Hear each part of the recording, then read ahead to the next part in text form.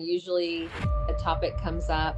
It was funny with the Tower of Babel. I, in that week, had several people bring up in conversation Tower of Babel, like as an example to prove God. And so that's what kind of led for me to, okay, let me speak out against this, because there's so much that we do know about the Tower of Babel, and it's pointing to it being from another religion. Hello. If you like these videos, please like and subscribe. Thank you so much.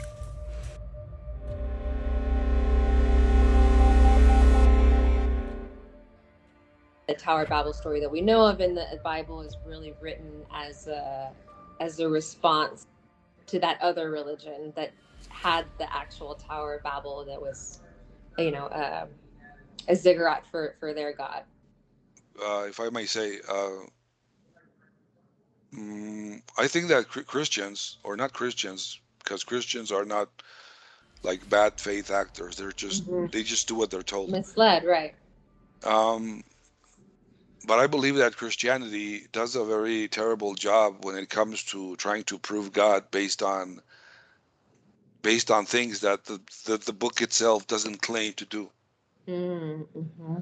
Like, right, that the book, like, I've never read anywhere that this book is to help you understand that there is a God. I've never read that anywhere. Mm-hmm. Because it isn't their religion. Like, I've attended to these webinars where, Orthodox rabbis, they teach about history. They say, hey, listen, it's because in the first century there were no other. We were the only monotheistic religion. Everybody else was having many gods, and Judaism was very attractive in that period of time. That's why many people try to build upon that religion. But since they don't know it the way we do, like it's their own, it's like it's your house. You know your house better than anyone else. Everything you build on top of it, it's going to fall eventually because you don't know how it works. And the Jews, they know how their unperfect book works. It has helped them. And this is not to prove God. I don't entertain that thought, but it's something that it's interesting for me that the book that they have, it says that they will be a people that will survive for forever, and they've been surviving like quite well, like realistically speaking. Mm-hmm. That's like, it's a dynamic relationship between that book and that people. If you are missing one of those factors, you're missing on the whole. For me, you're missing out on what it really means, because if you're only looking for the book but want to get rid of the people about the book, you're not going to understand anything. So we need to be that was part of my husband's studying too, is really listening a lot to Rabbi Tobias Singer. Tovia. What Mm-hmm. have Tovia, the good Tovia Singer, what has he taught you? Oh gosh, so much. Well, that's mainly my husband's thing. Area. Yes, Oh, he's his area of love is really Bible stuff, and so he digs deep and goes deep with the biblical scholars and Judaism and okay. mythology. In He's that really case, deep into mythology. let's not speak about what he's interested in. What are you interested in today, Anne? My thing, I like the science side of things, because I feel like science, beliefs, people can have all kinds of beliefs, but like science is something that's provable. You have evidence, you can. Or you don't assume, because it's Exactly. evidently true. If you see that that you're putting your hand in a stream of water, and you know that water gets your hand wet, that's the type of truth that you're speaking of. Yes. From now on, like, your whole life is going to be off of That's it. being that. That's going to be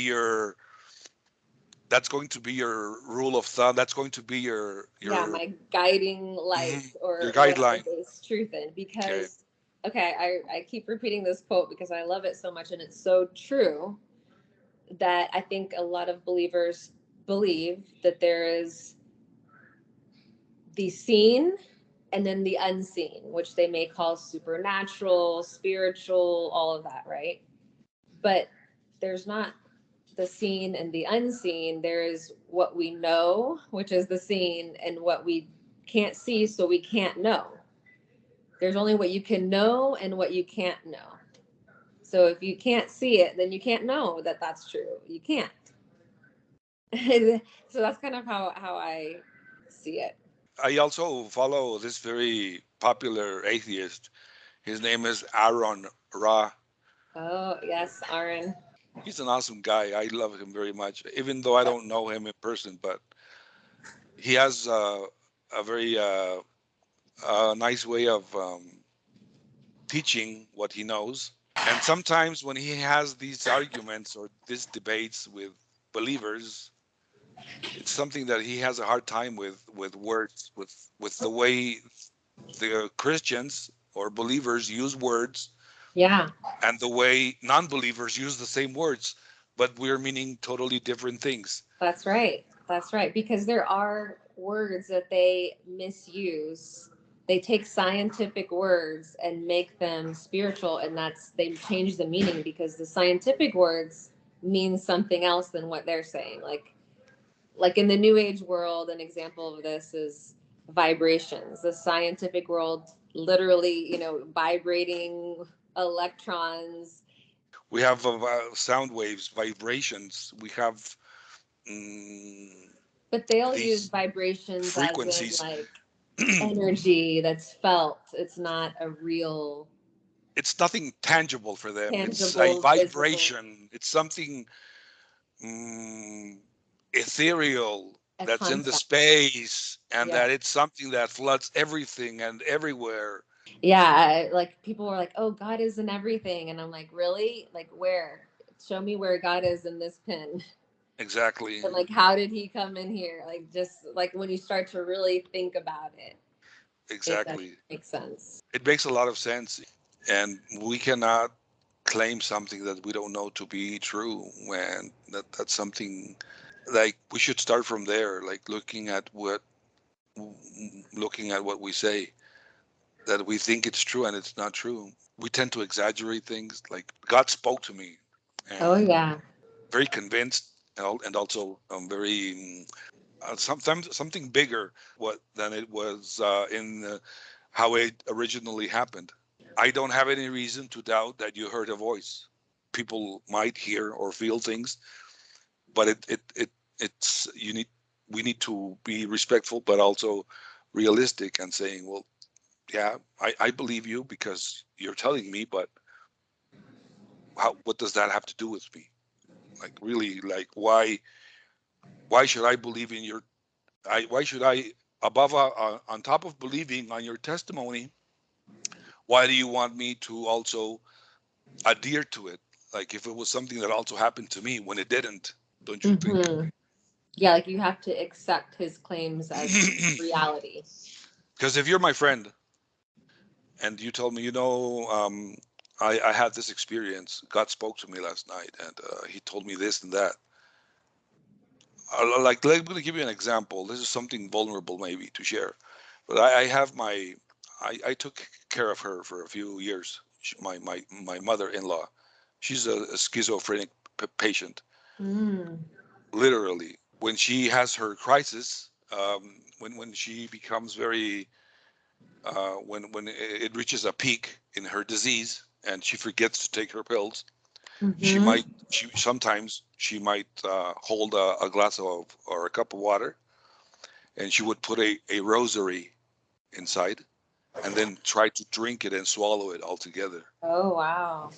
And I never told her, no, that's not real, don't believe that, or anything. I just said, well, that's what they're saying, but do you think that's something that you need to do? I Oh, believe that's you. good. That's I good. believe you because it's true. I believe you. That's what I told her. I believe you. If the Virgin spoke to you, I believe you. But do you think that what she's saying or what you're hearing Do you think it's something you really need to do? Yeah, you don't have to accept it as your reality just because they. And she spent a lot of I don't remember, a few weeks, let's say a few weeks. She was admitted at a psychiatric facility, Mhm. and they couldn't discharge her because she wouldn't eat. And Oh wow. why she couldn't eat? Because she told me, you know, I think that the food here is poisoned, right? Hmm. And then I told her this. I said, you know that I know that if you take poison, uh, little by little, you'll tolerate it and you won't die. So I know it's poisoned. I believe you, but eat as little as you can, but eat something, and then you'll get stronger, and your body will be able to fight back and water off the poison. Mm. Wow, that's an interesting approach. And Yeah, that it's yeah. Go ahead. I'm sorry. no, I think that's great. I was gonna say part of, you asked me what I'm into. I think part of what I was into during my deconversion process is I also started watching a lot of Dr. Phil and learning about a lot of different, you know, brain health issues. So, schizophrenia is tied to your brain, and your brain, not maybe hearing voices and Hallucinations. Hmm. right. And that's part of your brain. That's why you say when she's not taking her medication, that's when things happen more. So just realizing that there is science behind that. Like on Dr. Phil, they did brain scans and they showed like when this kid was very, for example, very violent or not responsible. Well, that was because a certain part of his brain was overactive or underactive. His impulse controls were overactive. He couldn't control his impulses. Every thought they had to act on it. So just learning that it's not, oh, they're evil or they're sinning or demonically possessed. It doesn't have anything to do with that. It's explainable with the brain, and it's evident with Yes, scans. even It's predictable. Like, oh, this brain scan looks like this. They probably have these issues. Like that's how correlatable it is. the situation here is that churches or the religious institutions feed off of this, of the ignorance and of the fear of people, because And the vulnerability, like those people had, mhm, that's hard. Even with medication, even with psychiatrists, that's super hard. And they prey on that need for needing an answer and a savior, similar with. and they abuse these people. My mother-in-law, she very devoted, 100% Catholic, like she knows by heart everything in the rosary. But I've never heard, or I never knew that a priest, for example, would tell her, probably you need to go see a doctor, even if the person is having a very dangerous health issue. They just say you need to pray more. Yeah, they'll pray over them, do a demonic um, Exorcism, or exorcism before they'll say, hey, you need to go to the doctor. that's very that's not good. That's very nasty to have people that are in danger, um, of This many is, things, and they don't tell them you probably need to get checked by a doctor. and the greatest harm I see, and maybe because I'm like, I feel like ever since I was a kid, I've been very passionate about the environment. And as a believer, I remember thinking, okay, this climate change thing is kind of a hoax, or like God's going to fix everything. And just learning that with us having a collective mindset like that, you're making the problem worse by dismissing the problem, thinking that it's not there, thinking that it's going to be easily solved by your belief system, and not actually taking action. Like, really, we should all be taking enormous strides to try to cut down on our. Or I'm not worried about the environment, but let's say the environment. Mm, No. no, really, just a moment, please. Let's say that I were worried about the environment, but I have no tools. I have nothing. I have no resources. All I have is my church. Uh, you need to like really pray to make this change or to make this better. But that's not going to take you to where you want to go. Right. That's my point. That they give you Prayer something. over action.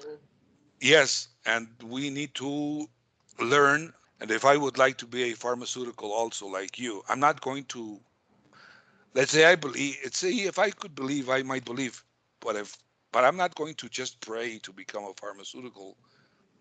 I would need to also go to school and to learn a lot and read a lot and practice a lot and pass tests, exams, and do everything that it has nothing to do with prayer. That it's not something measurable, and when you don't have something that's measurable and quantifiable, you really don't know where you're at.